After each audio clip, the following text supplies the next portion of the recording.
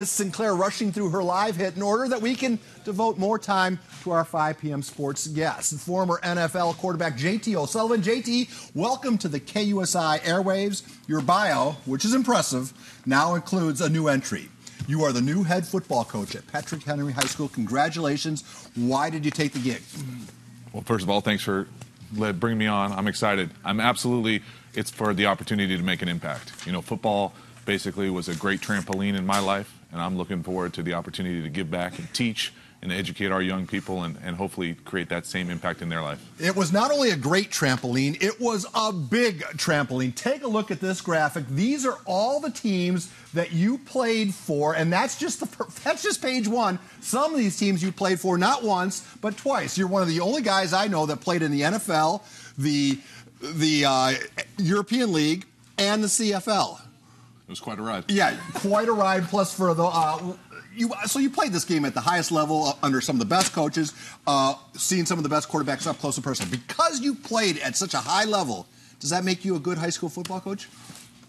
I hope it provides some of evidence towards that. I think that there's a big difference between making an impact in a lot of young people's lives and building a program than just playing. And so I'm excited to see if all the little nuggets that I got a chance to learn and basically pull from some of the best coaches that I think have ever coached this game and see if I can translate it into helping Patrick Henry. It seems like any school, the job this day, now in this new era of high school football, is keeping the kids in the neighborhood at the neighborhood school. How do you keep kids that grow up in the shadow of Patrick Henry to play to be a Patriot, especially coming off some of the dismal years you're coming off now? No, absolutely. I think it's important to create a place that kids and students want to be a part of. And that's one of the jobs as the head coach, to be able to energize the community, create an environment that's fun, that's successful, that's competitive, that people want to be a part of. And I think that that's a big opportunity for us. You're replacing Coach Martinez, who spent a decade there.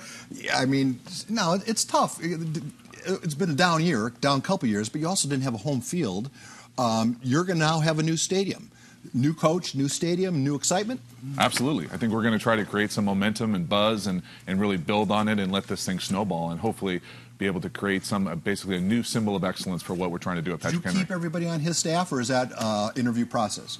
I think we're going to try to create the best staff possible. I think it's going to be an opportunity for guys who want to stay and want to be a part of what we're doing moving forward to absolutely stay and help build the program. Well, we saw a renaissance in city football at Morris, at Lincoln, at San Diego, state champions.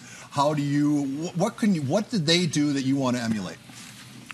I think that's a great question, too. I think that there are things, it's not necessarily about emulating what other programs are doing and more about a tide raising all ships. So all the expectations now raised for everyone, and that makes us a better, more competitive program. We get an opportunity to see their success and want some of that for ourselves and be able to build towards matching what they're doing. When you were playing, the West Coast offense was still the rage. A lot of people were doing the no-huddle thing. That was still pretty in vogue.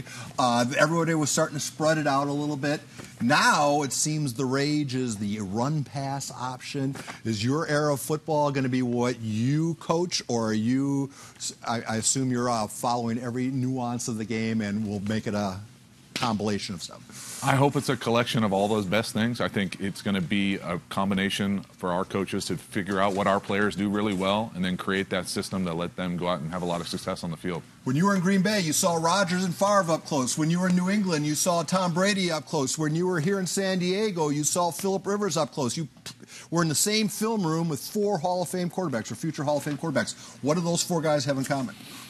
I think they have a lot in common. I think the one thing that jumps off from my experience with those guys is a combination of just their competitive fire every day, every practice, every snap.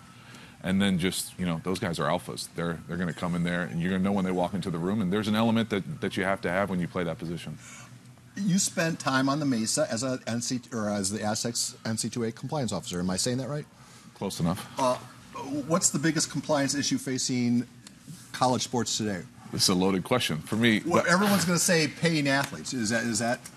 I think that is an offshoot of what are some systemic issues for the NCAA as coaches' salaries continue to rise and players start to understand their value a little bit more. There's going to be kind of a shift in the landscape, whether that comes through court legislation or NCAA legislation. There's going to be a shift moving forward, and we'll see. College basketball pundit Doug Gottlieb stepped in it yesterday with a tweet saying that in college sport and college basketball now, we're having athletes transfer mid-season. And he thinks if you leave a school mid-season or 7-10 games in, you should reimburse the school for your total scholarship. Your reaction to Doug Gottlieb's tweet? Without seeing it and not knowing Doug very well, if at all, my comment would be, that sounds fine as long as we make coaches who leave before their contract is up repay all of their salary. And that ain't never going to happen. Lastly, Ricky Williams is the biggest high school football player to come out of Patrick Henry. How do you get him in the fold, get him involved? Is he going to be there when the stadium opens? I don't know.